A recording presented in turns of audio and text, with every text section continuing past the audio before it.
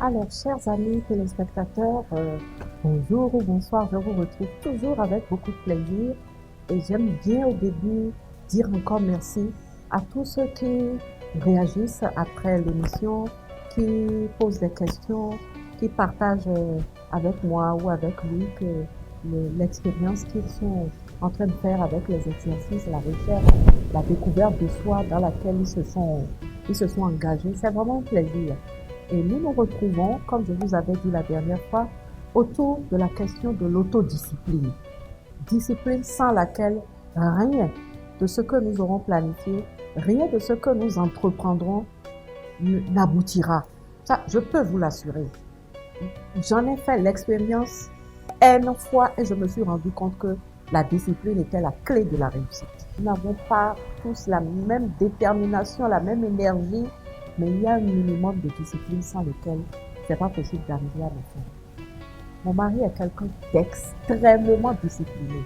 Moi, je suis moins disciplinée, mais je n'en applique pas moins d'autodiscipline parce que sinon, tout ce que j'arrive à faire dans ma vie, je suis quelqu'un de multitâche. Je fais mille et une choses à la fois.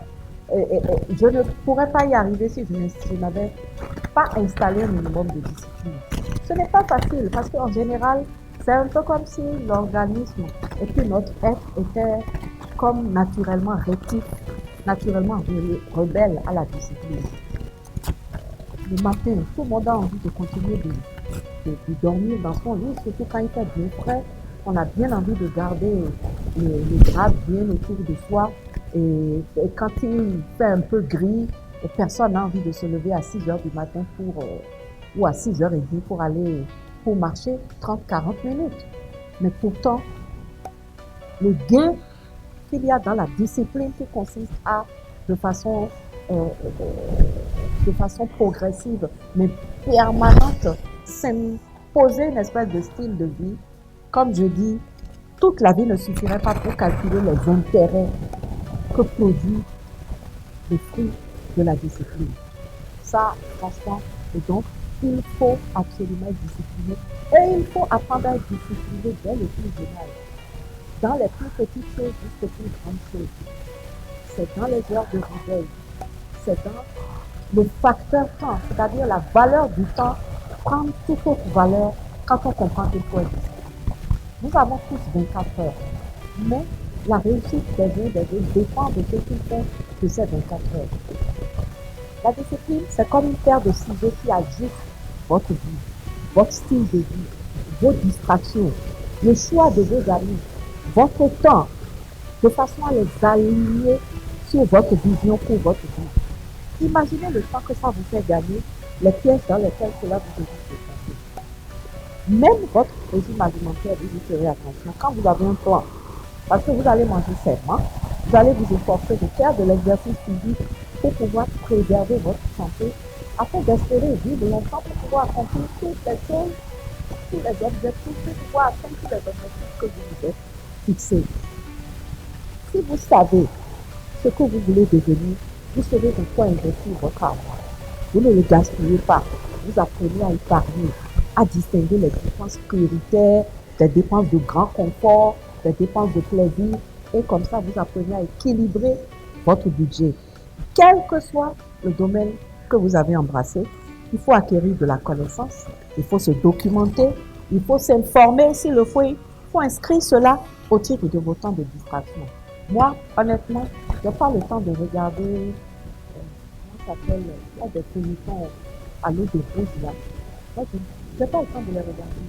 Je regarde les feuilletons, je regarde les documentaires historiques, je regarde les films qui peuvent nourrir mon intellect par rapport au droit que je pratique à ma profession d'avocat, par rapport à tout ce qui a rapport avec les jeunes, comment stimuler les jeunes, comment booster son estime de soi, vous me verrez vivant.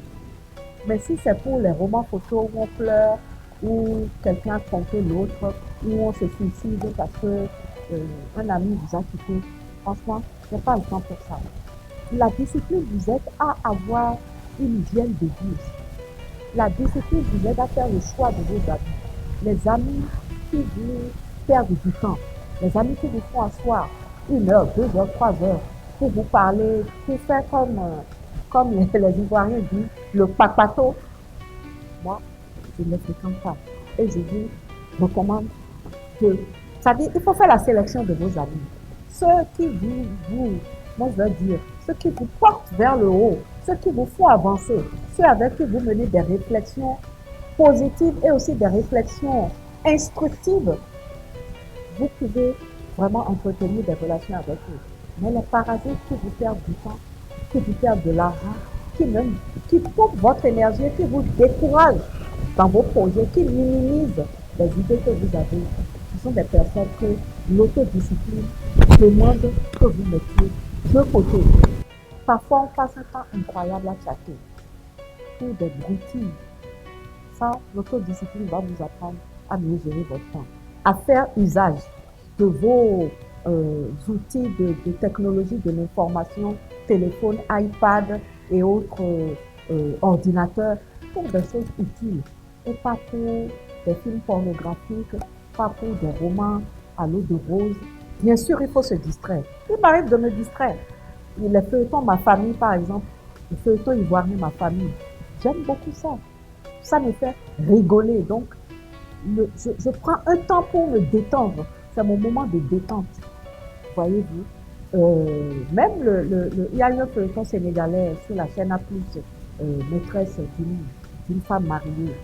Moi qui travaille beaucoup dans le domaine des droits des femmes, la question de la polygamie, comment en faire une analyse socio-juridique, etc. Ce film, je l'ai regardé aussi pour comprendre ce qui se passe dans la tête d'un polygame, ce qui se passe dans la tête d'une femme qui est maîtresse d'un homme marié, une jeune qui accepte de devenir deuxième épouse. Parce que quand on ne connaît pas l'envers, c'est-à-dire les choses dans lesquelles nous travaillons, les choses auxquelles nous intéressons, nous devons nous cultiver dedans, nous devons nous documenter dedans. Et c'est seulement l'autodiscipline qui nous apprend à faire cela. Et donc, dans la réalisation de vos rêves, dans l'atteinte de vos objectifs, dans la réalisation de ce que vous avez découvert au sujet de vous-même, la question du temps est capitale. Ce moment T où vous me regardez, c'est un moment qui ne viendra plus. Dès l'instant où vous le passez, il fait partie du passé. Le jour d'hier ne reviendra plus jamais. Demain, quand demain va passer, lui-même ne reviendra plus jamais. Chaque jour qui passe, souvent on l'entend en une année de plus dans notre vie, mais c'est encore une année de moins dans notre temps de vie. Donc le facteur temps est capital. Apprenons à être disciplinés et à ce moment-là, nous pourrons devenir ce que nous sommes destinés à être. Nous pourrons être l'entrepreneur de notre propre vie. Nous pouvons être le premier acteur, l'acteur principal de notre devenir. Voilà, donc je vais m'en arrêter là.